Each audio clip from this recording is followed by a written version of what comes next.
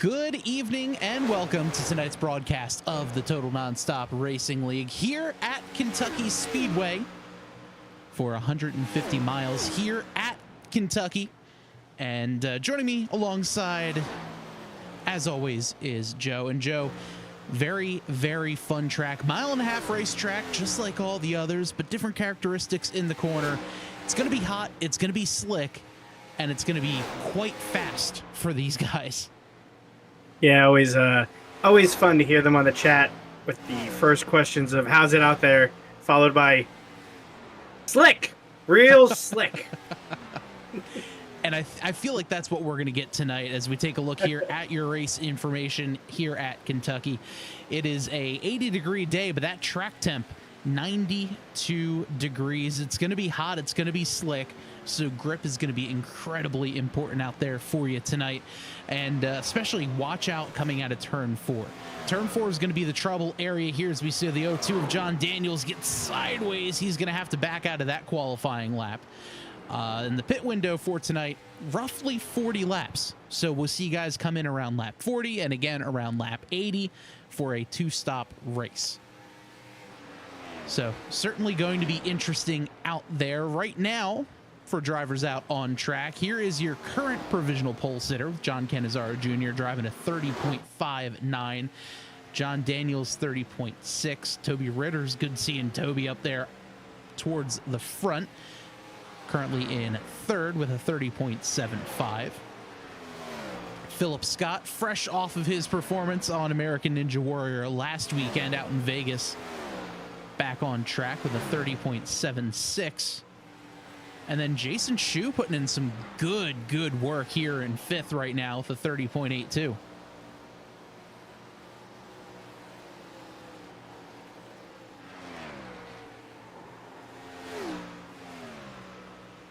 Oh, looks like some trouble for Schue. Schue got a little loose there out of 4. We see that a lot, Joe, where, you know, it's so hot. There's not a whole lot of grip. Easy to do. And once you're coming up off the banking, it's very deceptive. And it's going to throw your car around sideways. Yeah, I see a lot of people that turn 4 seems to be an issue in practice and qualifying.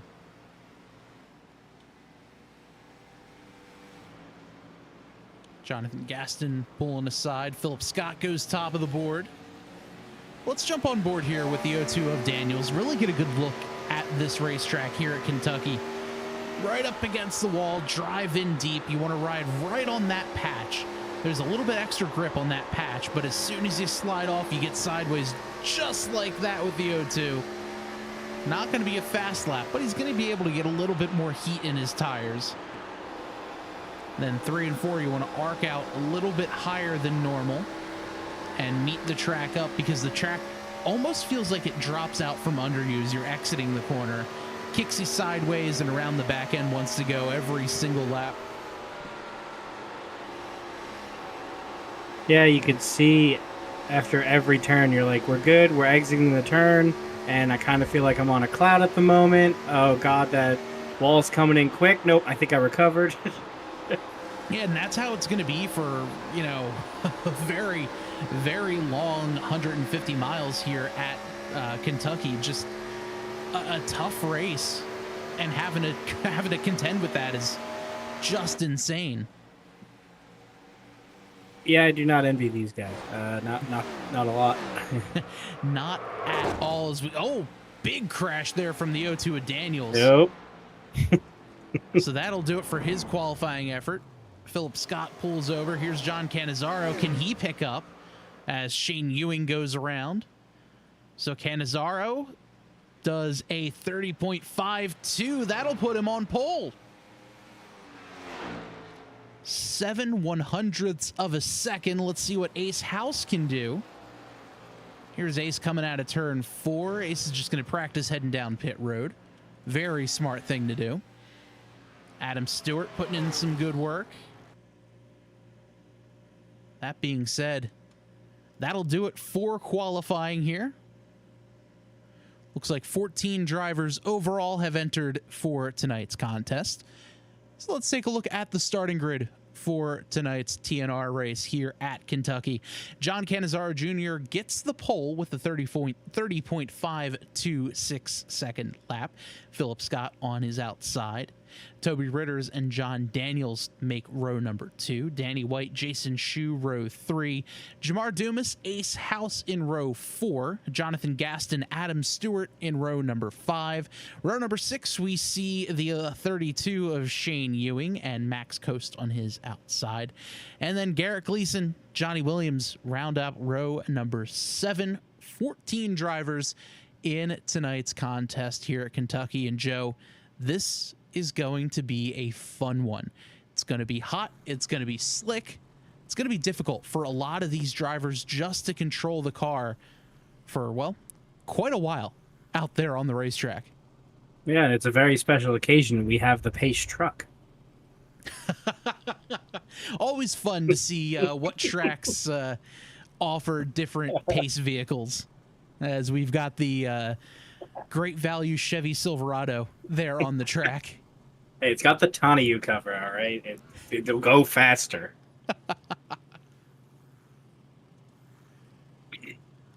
As we see a good view of the grid, just waiting for a couple more drivers to join in, have their car pushed from tech inspection up onto the start or onto pit road for the start of the race.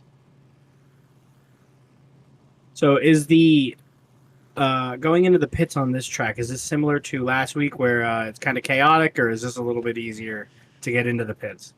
It's going to be chaotic for just based off the fact that it's a very rough transition.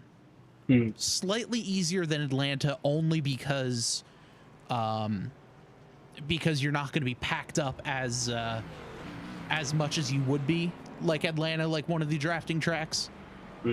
But still difficult. I mean, you see the banking right there getting on the track. Yeah, it's a lot. Yeah.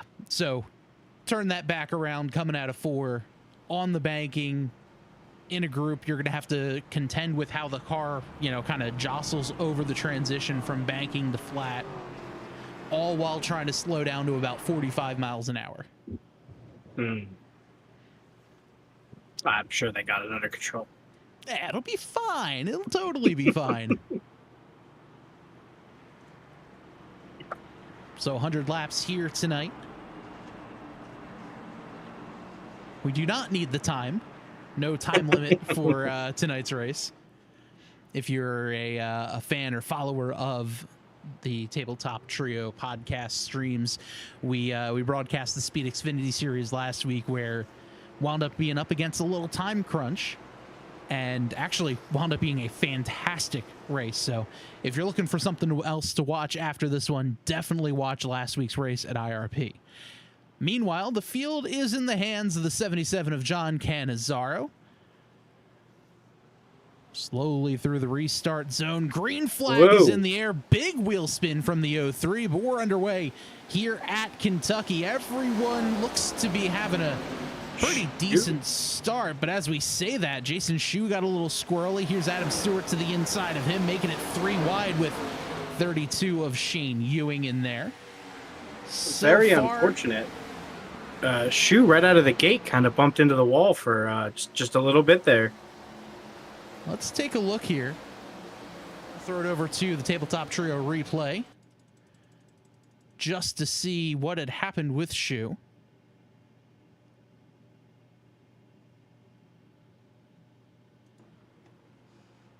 So here's Schue in the Dale Earnhardt machine. Jump on board. Let's listen if he spins up the wheels. All was good there. Yeah, it looks like he was just trying to give room. Looked like they were 3 wide. And I think Schue was just trying to give a little bit of room to the rest of the drivers, and unfortunately it was just a tough break. Yeah. He's got a lot of race to catch up, so. That's for sure. Still has 97 laps to go, as he's putting a little bit of pressure there on the 44 of White.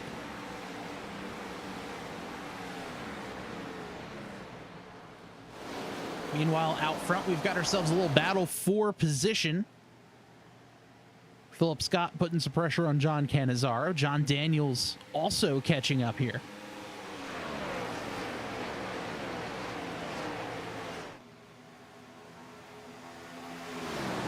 So far, single file is the field. And this is such a wide track. I am not looking forward to when they are like 4 wide. Well, and then the issue with that is that the field is, looks like Johnny Williams off the pace towards the back of the pack. The issue here with Kentucky is it's such a wide track, but only about a lane and a half, maybe 2 lanes are actually raceable. So there's a whole lot of room that it feels like, but at the end of the day, there's really only, you know, maybe 12 feet of pavement that's actually raceable. You see there, Philip Scott running a little higher line.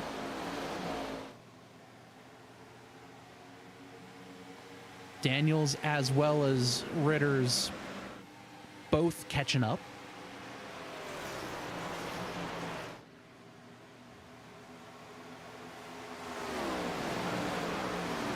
We'll take a look here at the point standings for TNR coming into tonight's race.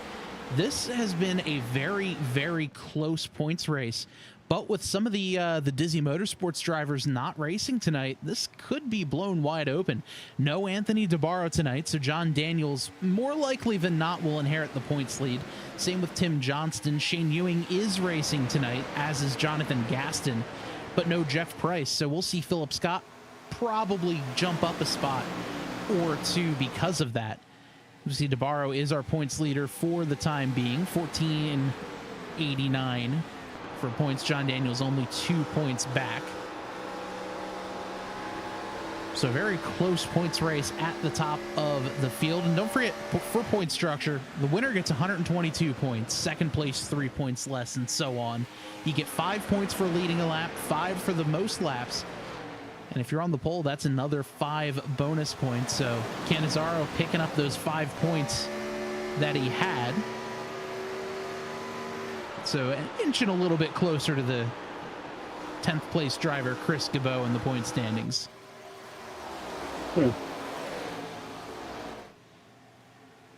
Out front, we've got a good battle here for second. John Daniels taking a look to the inside of Philip Scott. We might see the John and John battle later this evening. Daniels says, all right, I will take that. Oh, looked like Ace House might have snagged the wall a little bit. Here comes Shane Ewing to capitalize. So we'll slide Ewing up to P5. He's already gained 6 spots since the drop of the green flag. House slides in front of Dumas.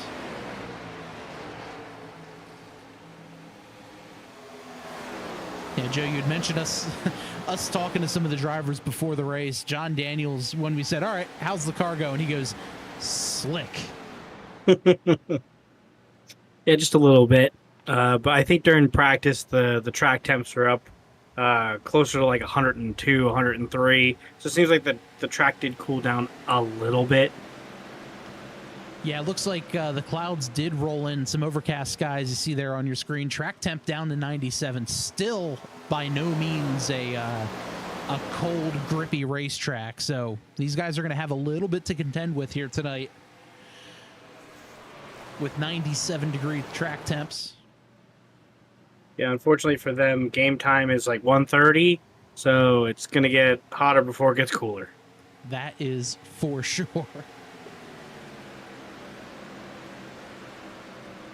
Looks like Johnny Williams has withdrawn from the race so far. May possibly be back. But Williams parked it, taking it out to the garage. Little battle back here in the pack between Garrett Gleason and Jason Schue. Schue sideways. Gleason says, all right, go for it, bud. All you, take it high. Then again, he might just be battling it down low.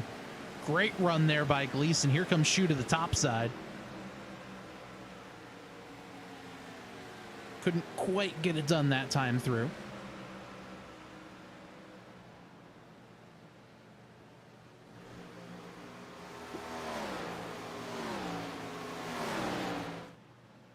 Let us know in the chat who you guys are rooting for. Got ourselves a pretty good battle here for the fourth position between Philip Scott and Shane Ewing. Ewing down low. He's going to take a peek to the inside. Now they're side by side battling it out.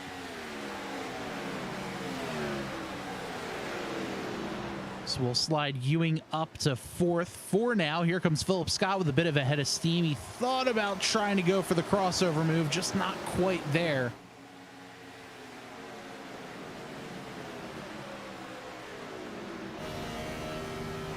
They are close, though. That's for sure, as we get a great shot here of Shane Ewing. You can really see the 99 of Philip Scott peeking out there just a little bit.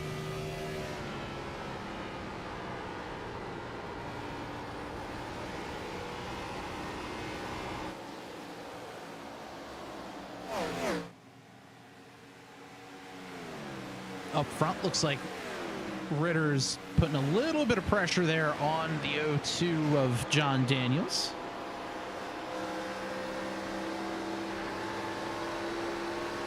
New team just formed this weekend between Adam, Ace, and Toby.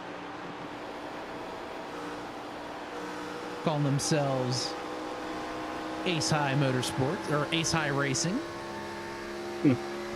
Or Ace Motorsports Racing. There we go. Easy enough for me to say. You got there in the end.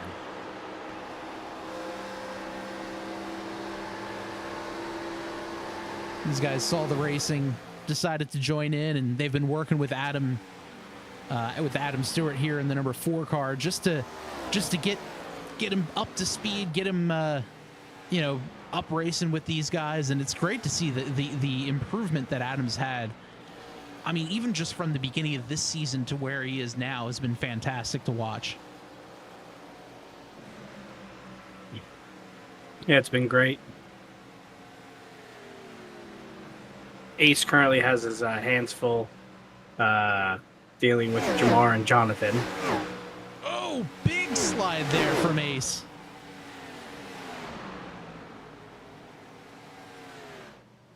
Jonathan Gaston inside of Ace House. Here comes the 63 of Coast as well. They were thinking about 3 wide, but they've been side by side for the last couple of laps. This is a big old battle brewing right now. Yeah, it looks like Ace is enjoying the outside line. Oh, a little too outside. Enjoying it a little too much there. The broadcaster's curse strikes yet again. Sorry, I've been following him for a couple laps.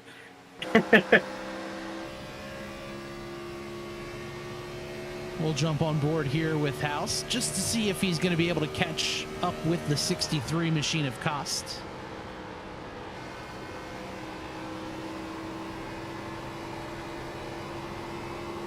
You can even hear the tires there really, really grating up against this racetrack. Track does exist, however, it's not currently being utilized by NASCAR. After some storms a few years back, wound up being a holding ground for some pretty damaged vehicles for different car dealerships. Huh. As well as UPS vehicles and USPS vehicles and all that sort of thing. You imagine doing USPS testing on this racetrack? You know how long it would take those little things to get around a 1 mile track? They go like, what, 26 miles an hour? I don't even think they can make the banks. I mean, honestly, I'd be horrified just because it's right-hand drive. Would not be able to handle that. Just have the mailboxes all along the wall over there.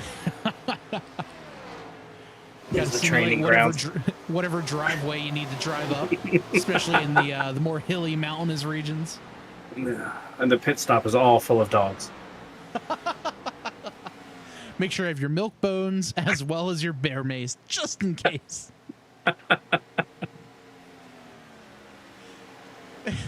Meanwhile, here we've got a good battle between Gaston and Kost. Right now, this is for the 7th position. Not missing out a whole lot. Whoa. Looks like Garrett Gleason heading down pit road. Daniel's got a little loose out of that turn, wiggled himself, bumped the wall, but was able to recover. Let's take a look at that one here on the replay. Some brand new graphics, courtesy of Joe, so thank you for that one. I do good work sometimes. So here's the O2 of Daniels. We'll get the helicopter view looking here. So coming out of turn 2, little bit sideways right there. You can see it just barely getting up into the wall. Doesn't look like too much damage though.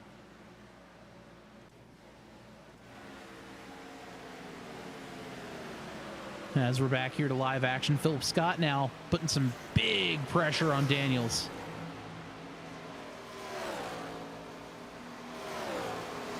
Scott taking a look to the top.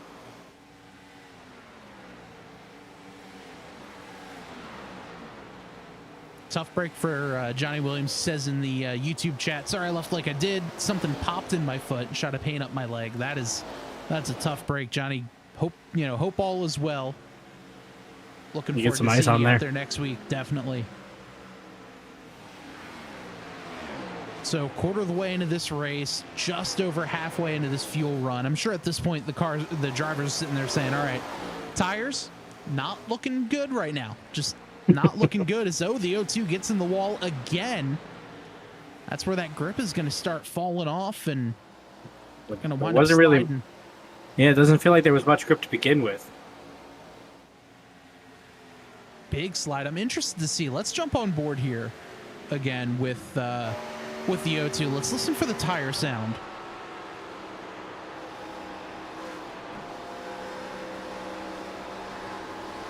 Really hear him feather the throttle coming through the corner. Let's hear 3 and 4. Big drive in. Not really wearing the tires all too much. You can't really hear the tires kind of screech and scream through the corner, but ooh, big loose. As he drives down through the D-shaped oval part of the track.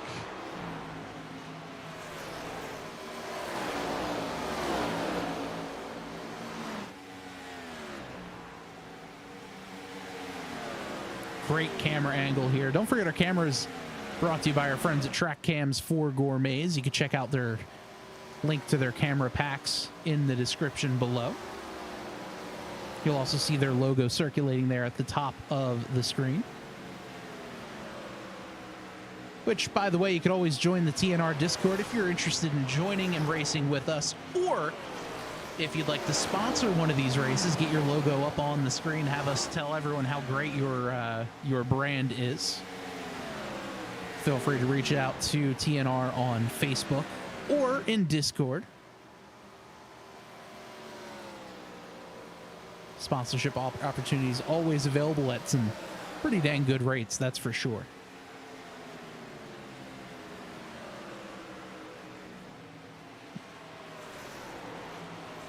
This is one of the better battles out on track at the moment. We've got another battle brewing here. Still between the 63 and the 72. Jonathan Gaston trying to track down Kost. Can't quite get it going there. Another battle here side by side. This one, Adam Stewart versus Jason Schue. Whoa. Oh, Schue gets up into the wall. Okay, that one's on you. I had mine. That one's yours. The minute we show something happening.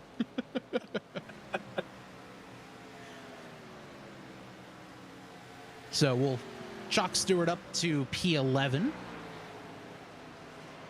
And I'm sure at this point, a lot of these drivers towards the back of the pack are saying, all right, caution would be great. Let's get a free pit stop. Be all on the same cycle, and we'll see what happens. As, oh, we've got a pass for second now as Philip Scott gets around Toby Ritters. It's been a really clean race otherwise. I mean, a taps into the wall here and there, but no vehicle contact with other vehicles. As we see a couple of cars making their first pit stops of the day, Jonathan Gaston as well as Adam Stewart heading down pit road. And the thing that makes this pit road unique is look at how curved this pit road is. Straight here only for that section, then goes back to a big curve again. So it's a little difficult for drivers to get into their pit box, especially when pitting under yellow. Under green, really not too much of a difference. As we see the 72 driving off. Here's Ace House coming down pit road.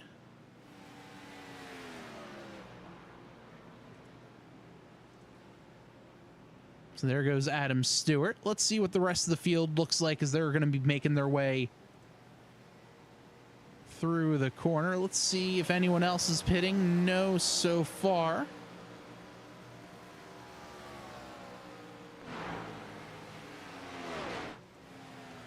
Here comes Schue. He's not pitting either. So 3 drivers electing to pit pretty early in the stage. About 6 laps or so before we'd expect these guys to come down pit road. Because the pit window's right around 40 laps. We'd probably see around 37, 38. Maybe take it a little further. I guess they're feeling it's the tires are a little too loose. Best to regroup with a new set.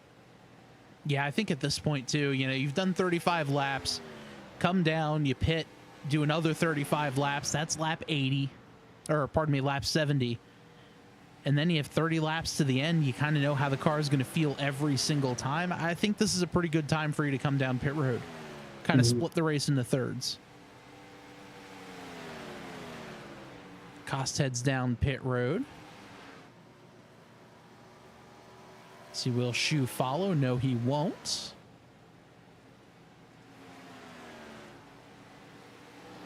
Meanwhile, out front, John Cannizzaro Jr. just kind of in his own little zip code right now at the moment. 4-second lead over Philip Scott. He's got Toby Ritters just behind him. And then after Ritters, we have to wait just about 3 seconds to catch up to Shane Ewing. Daniels almost just became one with the logo, but he recovered broken. Let's take a look to see what had happened there for Daniels. I think his tires from throwing out the tires every single turn. I think they're just worn. Let's take a look here as he got into the corner. Big wiggle there. Somehow he was able to save it. Oh, big snap. Doing a little off-roading there as well through the grass.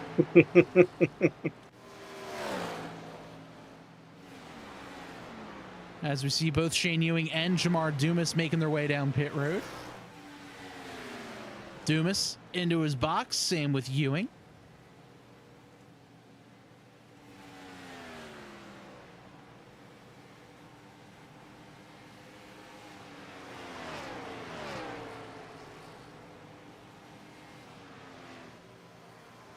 So far, only the top 5 drivers have yet to pit.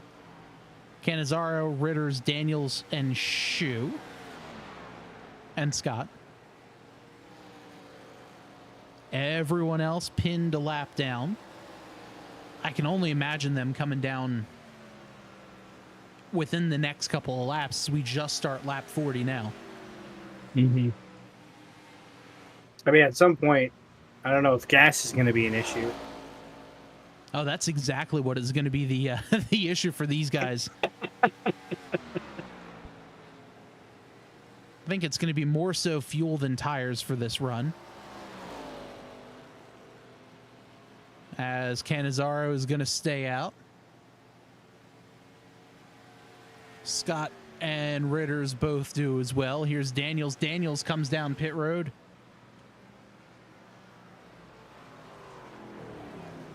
Big slowdown there.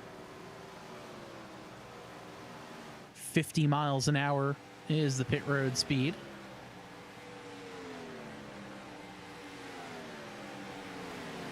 So we'll move Schue up to 4th. Top 4 drivers still have not elected to come down pit road. Here comes Cannizzaro across the line to begin lap 42. Joe, I'll be honest, I'm a little surprised that these guys have been able to make it run this long. Yeah, I'm wondering if he's trying to get to 50. I feel like that would be a pretty big stretch, but at the same time, honestly, I don't know. Yeah, I mean, he very really well could be. He hasn't had to compete for that one spot, so he really hasn't had to push so hard on tires. So he might, maybe that's what he's aiming for. He's like, I could just do it in one pit. As we say that, there goes Cannizzaro down pit road, so we can throw away that strategy. However, Philip Scott, Toby Ritters, 2 drivers have yet to come down pit road, and judging by the lines they're running, they might be trying to stay out a little longer, maybe 45.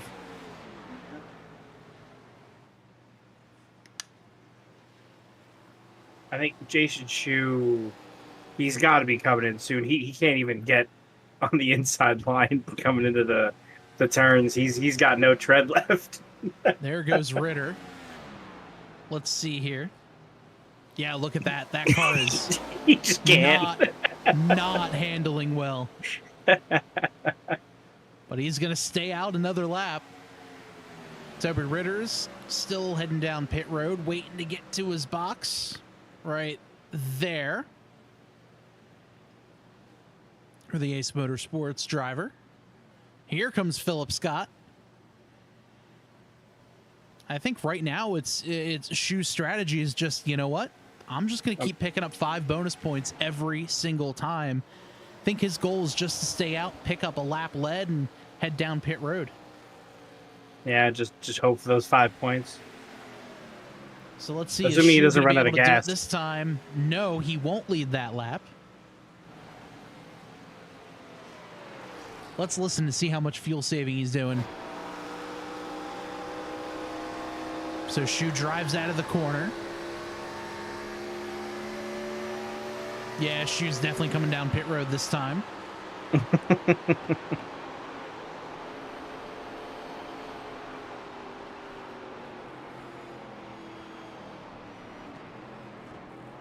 Whoa, big loose there. There goes, there goes a cone. the cone. Yeah. So we'll put Jason Schue down onto pit road. Looks like the whole field has been able to pick up their lap. Is he gonna hit? And he did get his lap led. I was gonna say, did he get the point while he was going into the pits? Yep, he picked up his bonus point there. Got our camera in the stands, taking a look at the action as well. This is the fan cam. Not a bad seat in the house here at Kentucky Speedway. No, that's pretty view good. of the drivers coming out of turn 4 down the front stretch.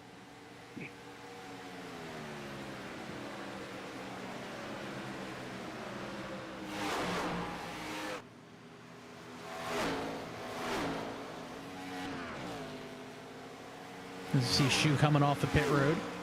Schue falling back, now 30 seconds behind the leader. So that's the gap between Schue and Cannizzaro. But look who's running in P2 right now, Max Coast.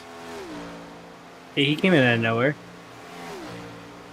Shane Ewing in 3rd, Jonathan Gaston 4th.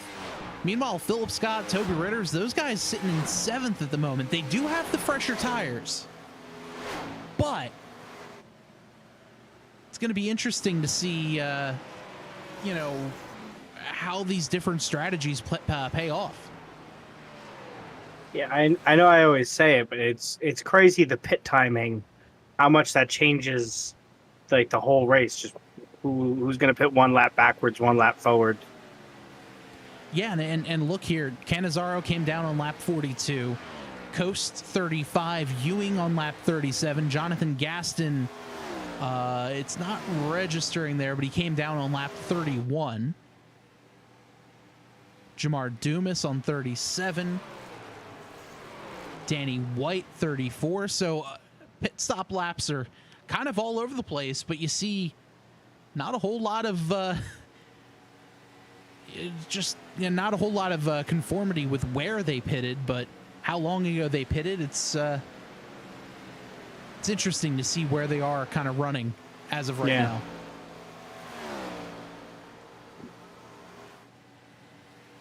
Meanwhile, taking a look here at the lap times between Cannizzaro and Cost. Cannizzaro almost a second faster than the 63, but there's that tire difference. 7-lap tire difference, good for about 3/4 of a second.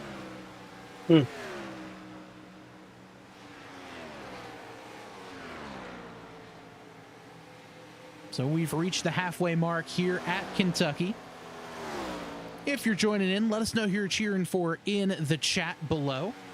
Don't forget to subscribe here to Tabletop Trio on both YouTube and on Twitch. You could like the video and share it as well. It'll really help us out, get us to as many new eyeballs as we can to get as many people to watch here and join in with TNR. Great league, group of great drivers. A league personally I've been a part of for years at this point. I was in high school back in the late 2000s racing with these guys. So it's really cool to see, you know, this league's still up and running even after its revival in 2020, and just great to see Monday Night Racing here with TNR. Yeah, it's always fun. For all the year I've been here, it's been pretty great. Got ourselves a great battle on track. Philip Scott, Danny White. Scott down low. White just says, all right, bud, go for it. You're certainly faster at this point. You see a big slide there out of the 44. A little further back, Ritters and Gaston. Don't forget, Ritters and Scott both pit only a few laps ago. Those two pit back on lap 43 and 44 respectively. So, you know, they are going to have the freshest tires, only just barely cracking the 10-lap old mark. So yeah, I would...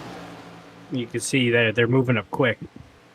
Yeah, and I would not be surprised if we see these guys back in second and third before this race is over. You see White there, 0.7 of a second slower last time by, and look at Ritters flying through. Gonna make the 44 look like he's standing still.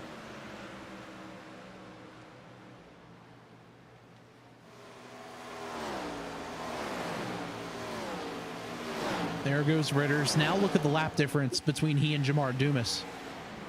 0.3 the last time by, 0.8 beforehand. So he's been closing in a hurry. Philip Scott moves his way up to P3. Yeah, like you said, like he wasn't even there. Yeah, I mean, look at these lap times between Scott and Ewing. Ewing 5 seconds slower than Philip Scott that time by.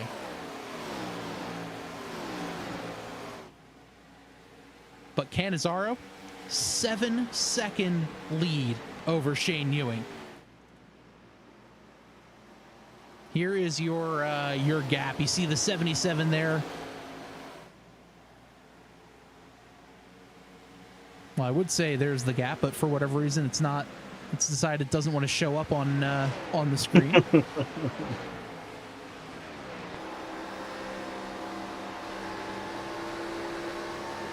But right now, Cannizzaro entering turn 3 while these drivers are down the backstretch. As Philip Scott gets around the 32 of Shane Ewing.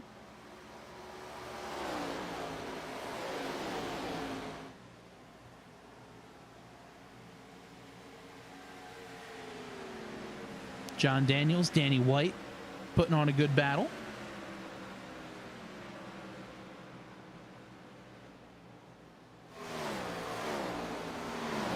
Here's Ritters trying to put Coast another position back.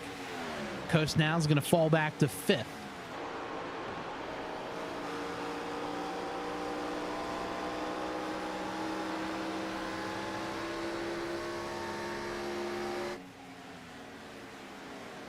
Looks like pretty soon Canizaro is going to have to contend with some of the back of the pack. Yeah, let's take a look here. For whatever reason, it does not want to show up on the broadcast screen for the track map.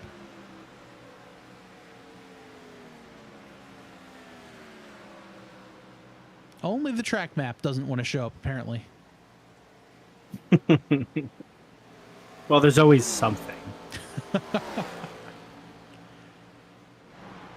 So as we see here, the freshest tires on track are that of this guy right here, Philip Scott. Only by 1 lap. Toby Ritters is in 4th. Looks like Adam Stewart is making his way down pit road. Oh, no. Trouble. Stewart gets sideways coming down onto pit road. Let's take a look at that one. Tough break there for Adam Stewart.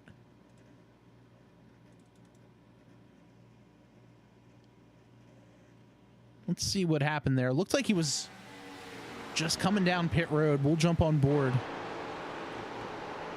He's there following the 44 or the 47 of Ace House.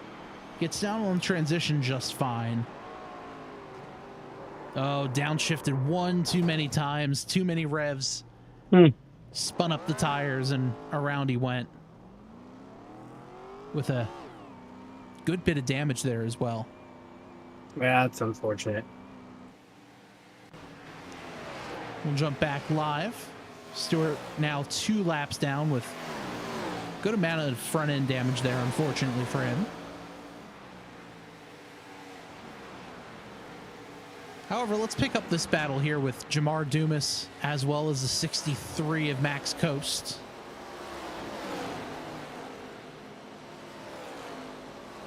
Got John Daniels just behind them. Stewart's going to have a little fresher tires.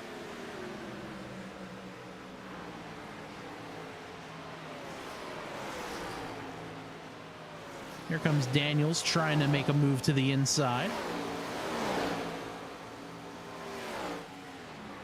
It's going to get right up behind the 63.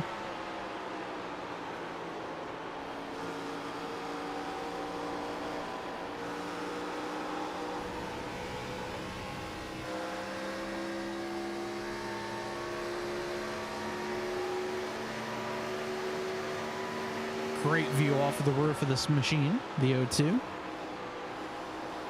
It looks like the passing seems to be the same strategy. Come into the turn, undercut your opponent, make sure he has to take the outside. He's not going to be able to gain speed. You'll pick up the position. Definitely. I think anything further, I mean, even where the 63 is right there, you see he lost a ton of grip, kind of pushed up the track a little bit. Anything from there on up is just no grip to the outside. So if you can get to the bottom, you can most likely make the pass around the guy you're trying to get around. But if you're just kind of camping on the bottom, no one is getting around you. They're going to have to force you to leave the bottom. Yeah. You see, Scott really hasn't made any leeway catching up with Canizaro. Yeah, not a whole lot. About 0.1 second. Yeah, that time by Canizaro, yeah, like you said, just about 1/10 of a second. Less than that, really, 1/4 of a 1/10 of a second. So Canizaro's still out to a 7.5 second lead over Philip Scott. And Ritters has gotten around the field, so Ritters up to 3rd. As we see here, Philip Scott about 0.2 faster this last time by over Ritters. Let's see. Yep, about 1/10 now this time over Ritters. As Jonathan Gaston heading down pit road, Joe.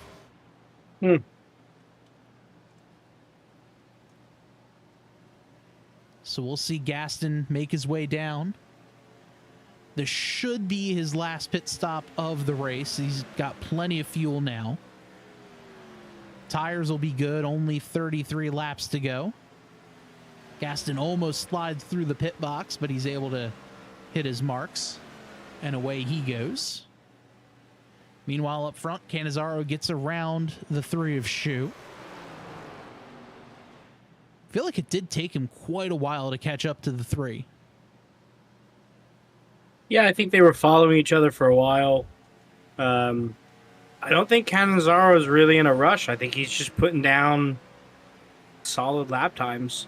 I mean, he's now lost Scott even further. Yeah, that gap has grown to 8 seconds now on the track. As you can see here with the car numbers on your track map, there's Cannizzaro entering turn 3. Philip Scott in that blue 99 dot midway through the backstretch now. So that's the gap, and it's a pretty dang big gap for a track here like Kentucky. Yeah. Track temps up to 104, Bob. Yeah, it's getting hotter. It's getting slicker. The sun is trying to peek out. We do see some overcast skies. Looks like House and Ewing both head down pit road at the moment. Ewing just leaving. House coming in. Big slide into the box. He'll make it there.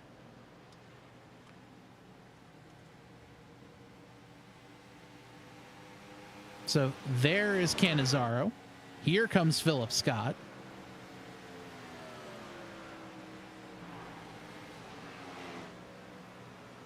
There is the 99 machine of Philip Scott, the Ninja Phil design car. Jamar Dumas and Danny White now both coming down pit road. So the question now is, when does Cannizzaro pit? I think so. Cannizzaro pit 30 laps ago. Mm-hmm. He's got about an 8-second gap to play with. Mm-hmm. I don't Almost 8.5. Yeah, I mean, if I'm Cannizzaro, I don't think I'm going to be sitting there and running this thing out as late as I can go. Mm-hmm. However, I'm also being mindful that Philip Scott pit about 2 laps after him. Mm-hmm. Right now, I think, honestly, Cannizzaro might be playing a little bit of chicken with Philip Scott, saying, all right, you blinking? Are you going to head down pit road or am I? Let's see. So maybe he will run out his fuel. It'll just all depend on when Philip Scott decides to pit. Or does Cannizzaro feel like he has a big enough gap, 8.5 second lead? Is he going to sit there and say, all right, here's my play. This is what I'm going to do. Everyone else come match me because I've got an 8.5 second lead. Mm-hmm.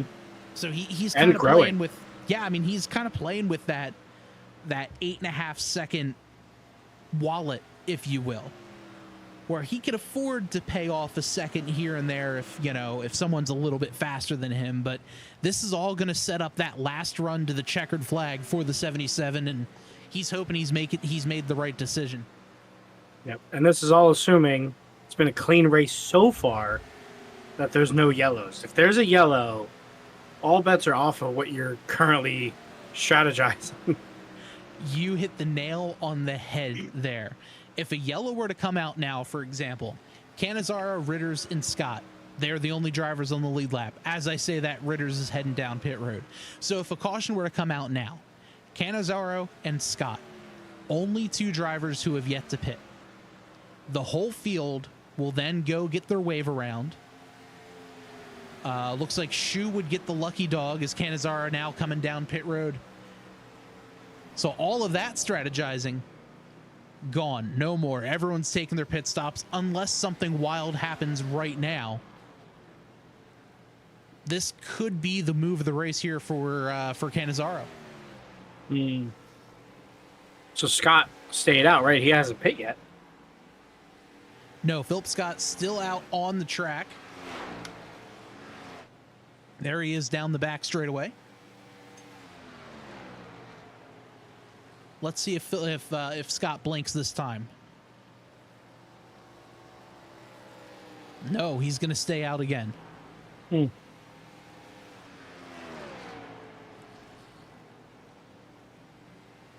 So I wonder what his plan is. Yeah, I kind of feel like if I'm Philip Scott, I would have came down right away. I know Canizzaro's now a lap down. I don't think I would want to sit there and play all right, if a yellow were to come out now, everyone's trapped a lap down, and here I am. Yeah.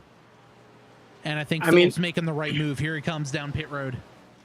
It would make more sense if there were a lot of yellows this race to kind of bank on a yellow happening in the next 24.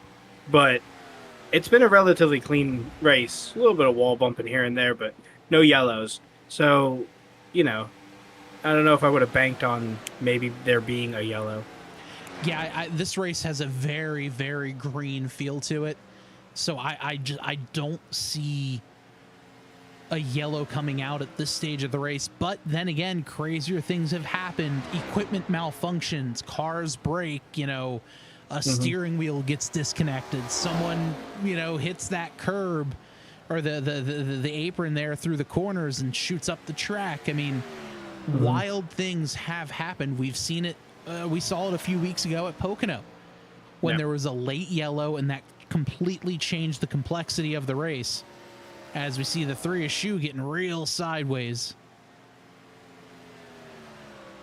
Yeah, though he is leading some laps, unfortunately, Canizaro coming in real quick behind him. And if we take a look here, if you look in the scoring tower, you see John Canizaro there, 3.5 seconds. We'll call it 3.5. He's closed the gap now. Let's call it 3. Canizaro 3 seconds behind Schue. Philip Scott 15 seconds behind Schue. That is a 12-second gap that Scott is going to have to make up on only a couple lap fresher tires than Canizaro. I think at this point, it's Canizzaro's race to lose. There are 20 laps to go. There is still plenty of time. But I think he's got such a large gap. Scott has to drive through, looks like 1, 2, 3, 4 other drivers before getting to Canizaro. Scott has has the freshest tires on track at the moment. And here he goes. As Canizaro makes his way back to the lead. So there's your gap, 11.6 seconds. Philip Scott has 20 laps to try to track down Canizaro, barring a yellow. So that's my question for the chat. 20 laps to go. Will Scott pass or catch Canizaro? Let me know in the comments below, either on YouTube or on Twitch if you're watching us. And how far back are Schue's tires that he is losing so much speed? There he goes, he pits. Yep, there's Schue. And as we see in the background, that white little blot, that is Philip Scott. So Scott right there at the line. Canizaro, now the gap has shrunk 7 3/4 seconds.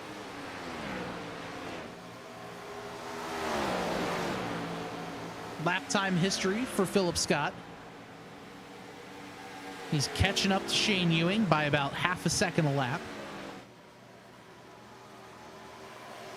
So it'll probably take about 5, maybe 6 seconds. More like 8 laps, rather, to catch up to Ewing. And again, picked up about a second there on Ewing that time by.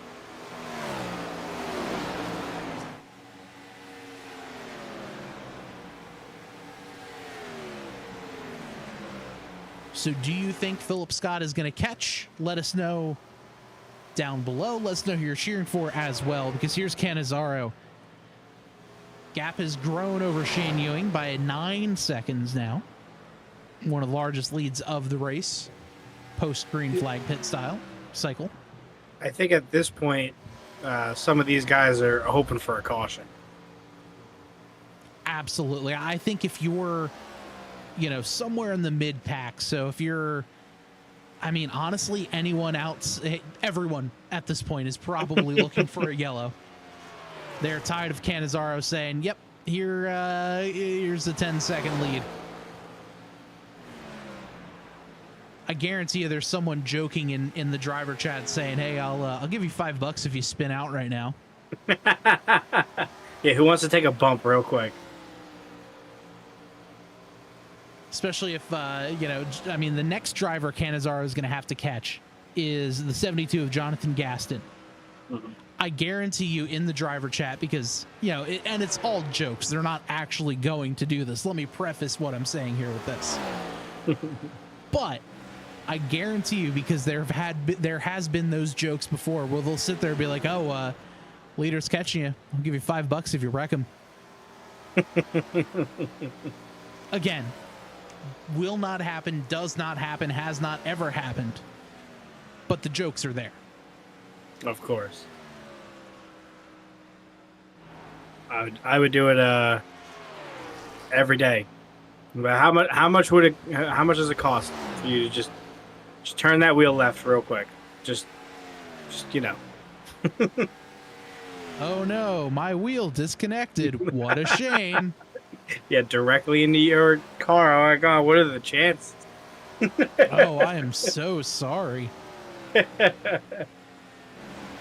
Meanwhile, Philip Scott has gotten around Shane Ewing, so he's got 13 laps to try to catch Canizaro. Let's see. Looked like Canizaro was 0.2 faster that time by. He's got to make up like a second a lap. Now they're even.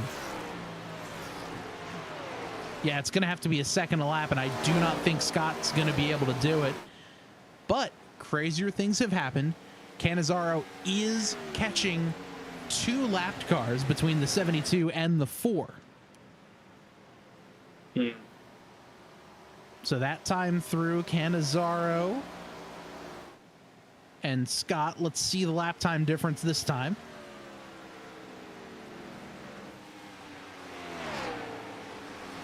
Canizaro pulls away by 3/100ths of a second.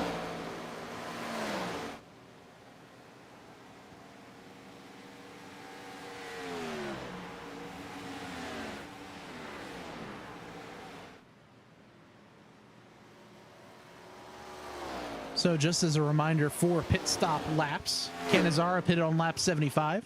Scott came down on lap 77. Those two drivers have the freshest tires on track. Toby Ritter's back on lap 74.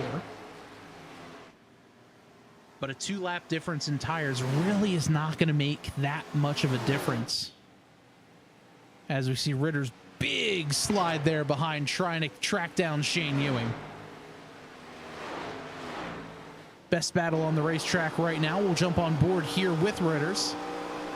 Ritter's to the inside. And Ewing just says, yep, go for it, all you.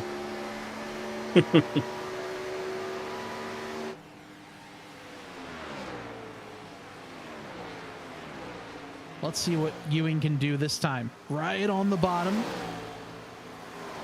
Painting that yellow line.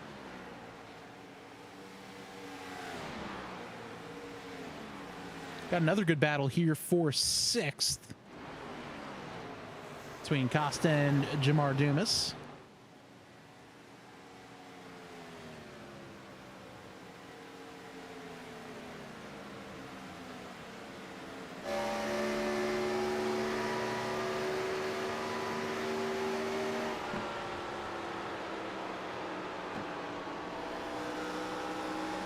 There's Jamar driving the number 28 machine.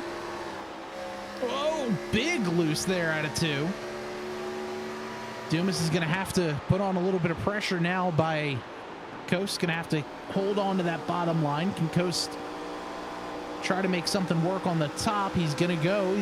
See if Coast takes a peek to the inside. He does. Oh, he tries to shut the door. Things are getting a little racy here with 8 laps to go.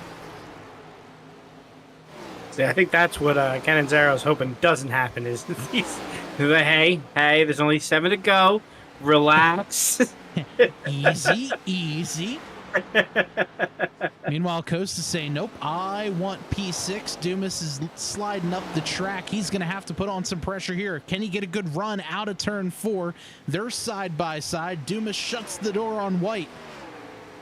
But now can Dumas get to the inside of the 63? He's going to get a nose in.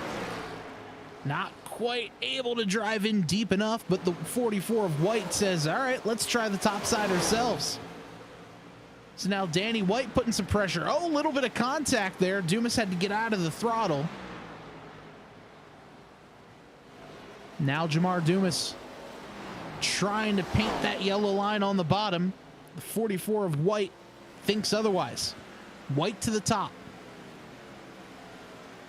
Dumas down low. Dumas keeps the spot.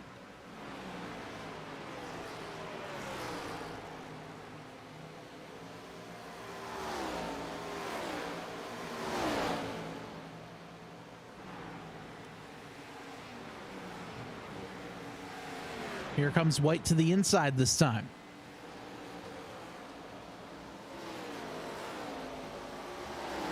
White still in front of Dumas, so we'll slide Dumas back to 8th.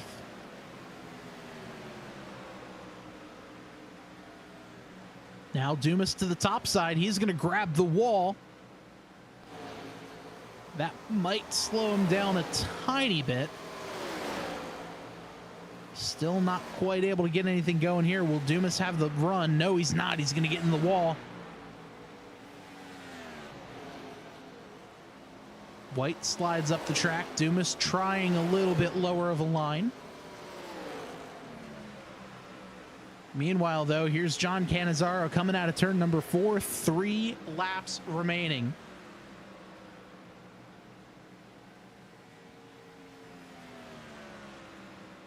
We'll jump back to this Danny White, Jamar Dumas battle. As we say that, there's Dumas. He's going to grab the wall a little bit out of 2.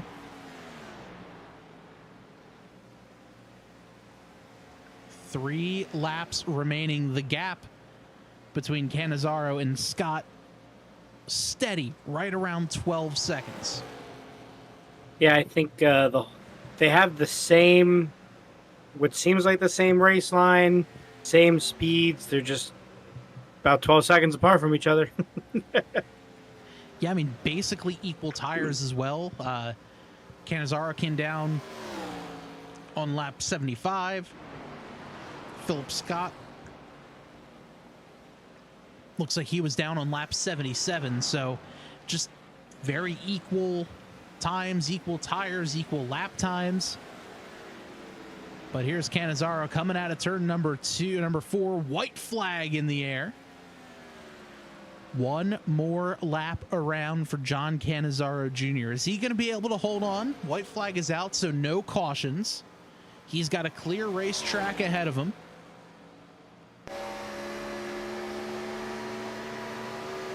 Down the back straightaway.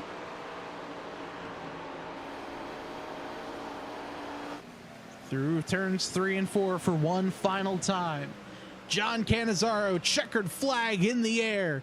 John Cannizzaro wins at Kentucky.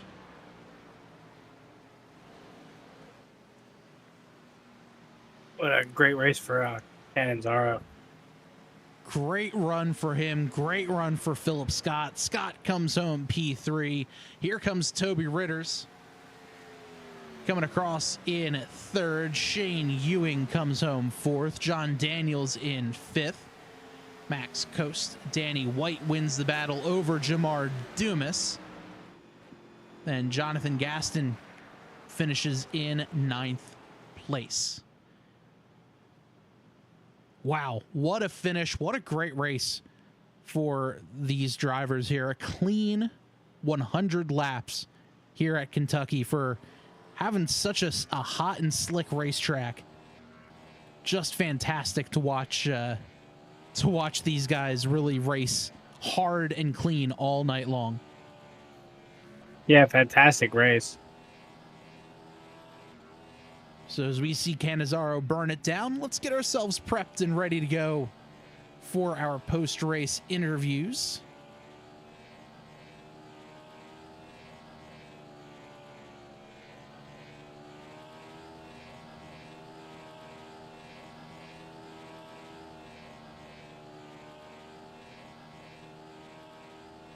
If we can get the podium finishers to jump into the interview waiting room, would be fantastic. Because of course the 3 drivers that that finish on the podium are not in the live race day chat. They're in their own chat rooms. So there is the 77 of John Cannizzaro burning it down, getting ready to celebrate here at Kentucky with a massive monster burnout. Always used to practice those a couple of seasons ago during practice, just with nothing else left to do. You'd see a giant plume of smoke on the front end as he blows his engine that time. I don't really have to practice those. That's just what it looks like when I race. Honestly, same.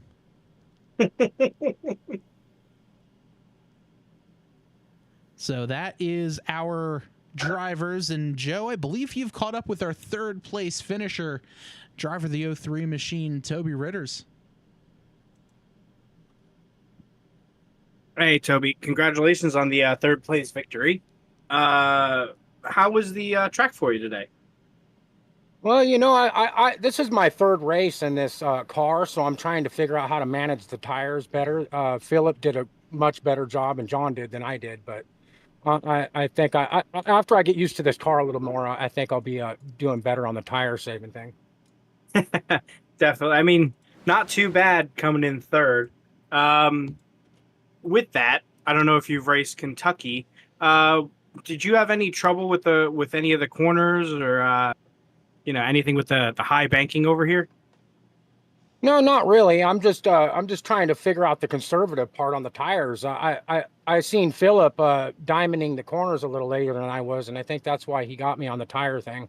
I was kind of driving it in a little earlier, and I was burning up the right front. Makes a lot of sense. Yeah. Well, congratulations. Awesome race. Do you have any shout outs for us? I'd like to give a shout out to the dear Lord above, my mom and my wife, and Ace High Racing and my teammates, Ace Motorsports. Awesome. That'd be Adam, Stewart, and Ace House. Yes, you guys are a newly formed team. We were talking about earlier in the race. Good showing out today so far, and good luck in the future races. Hey, thanks a lot, guys. You guys are great. Appreciate it. That was our third place finisher, Toby Ritters. Now we're going to be chatting with our second place finisher, driver of the number 99 machine, Ninja Phil Designs car. It's Philip Scott. Philip, congrats there on the second place finish. Looks like just kind of ran out of time, ran out of laps. Yeah, John kind of spanked the field. It was I knew he would be good at this track because if you can get the right rear slipping how you want it, you can just fly. And I felt pretty good on at early run. I was like felt really good, and I had a crack at him like a couple laps in, but he defended well. I couldn't quite get to him, and so I tried to go back in line. But then the other like the 02, 03, 32 all fought hard to get by me. So I was just trying to.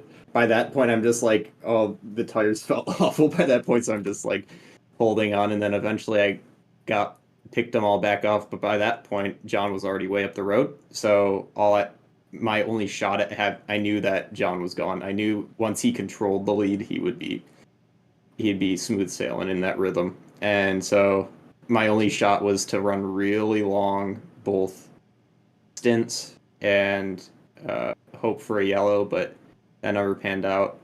So I ended up losing a lot of time. But I just couldn't quite get into the rhythm that I wanted to at this track. It's such an awkward track, especially 3 and 4. It's just like, I don't know. It's just such a strange track with how smooth it is, but also how awkward it is. Yeah, but I'll take second. Yeah, and you'd mentioned, the tire difference there. Do you think, kind of looking back, maybe pitting a little earlier would have helped your cause? Maybe pitting at the same time as John? What do you think there? Yeah, so it was gonna be a tougher. Like, I know that I was able to undercut John and hold him off at Atlanta, but Atlanta's a whole different beast. So and I am also more comfortable at Atlanta. So this was just this track was such a weird mix of just being tight and loose, and uh, so I just tried to. I knew that in the words of Larry Mack, if you're gonna follow the leader, you're gonna follow the leader. And by the time I got back up to second, he was already like 3 seconds ahead, and he didn't have to shred his right front like I had to get by. Um, so I knew my only shot was just to, you know, uh, I knew I could save a little better than the other guys around me. So at that point, my battle just became just holding on to second the best I could. And I got it by 6 seconds, which was good. But John was just that much better than everyone today. He was telling me that he was just doing this like perfect controlled slide out of four, and sometimes I'd get that feeling, but a lot of the time when you're just stuck in, it's way easier in clean air, and when you're like stuck behind three other cars, it's a lot harder to get kind of that car to feel freer than as free as you want it to. So yeah. Yeah, and taking a look now for next week, Chicagoland, bit of a chance for redemption. What are your thoughts about that track? Yeah, I think Chicagoland suits me a little bit better. Kentucky, it's going to be a lot more of it. Chicagoland with the wear it has, but also, um, it's a bit. I mean, it's not a traditional shape, but it's higher banked than Kentucky. Both ends are pretty much equal in terms of entry exit. It's symmetrical, I should say. So it's a little bit. It's I think I have a better shot at next week. Um, but we will see. I've been getting close to that first mile and a half win. I'm just a I so far my points have in every the past few years on TNR have been me winning at one of the weird ovals like Milwaukee or Pocono, or just getting like top five everywhere and then getting wins at road courses and just kind of holding on to my position from there. But yeah, I'm getting there with mile and a halves. I'm getting there. Yeah, definitely hoping that's a good chance for you next week at Chicagoland. And Philip, before we let you go, I'm sure we have some shout outs for us. Let's hear them. Yeah, shout outs to yeah, obviously last week I was not here because I was in Las Vegas for taping American Ninja Warrior, so be on the lookout for that next spring, summer. And it was a fun time. I ran the course with a sprained ankle, but it was worth it. It was a great time. And then also, of course, obviously I'm kind of at a smaller field today. I know a lot of it has to do with all all the hurricanes and crazy stuff going on in the southeast. With North Carolina got hit, and then now Florida's about to get hit really hard. So hopefully everybody's uh, staying safe and everything. And yeah. Awesome. Well, Philip, congrats there on P2. Looking forward to seeing you out there next week at Chicagoland. Yes, sir. Thank you. All right, that was our second place finisher, Philip Scott. And Joe, you're down in victory lane with our winner of tonight's race, driver number 90, the 77 machine of John Canizaro Jr. Hey, John, congratulations on the victory today. Looked like you were just miles ahead and in the zone.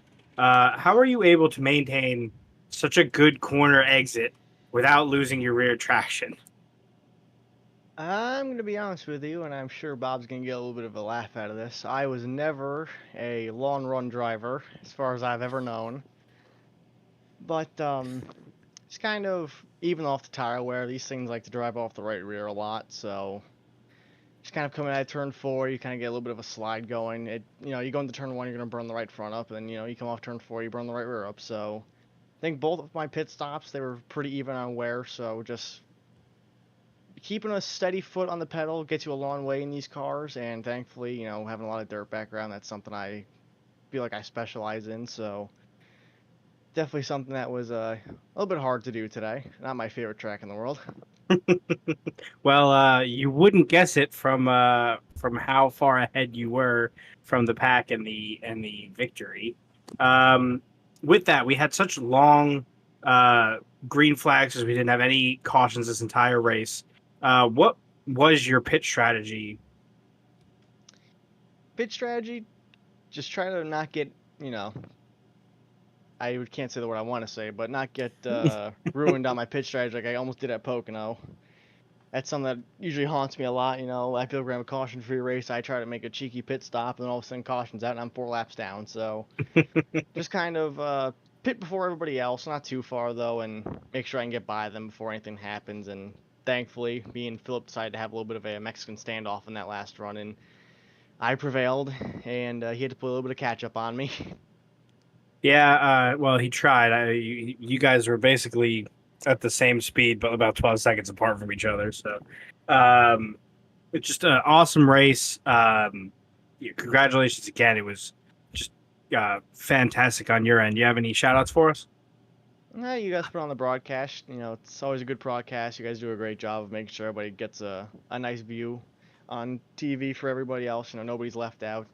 Everybody else in the field did a great job today, keeping it nice and clean. Tyler, he's my crew chief, my good buddy. He painted my car for me. It's probably one of my favorite cars ever.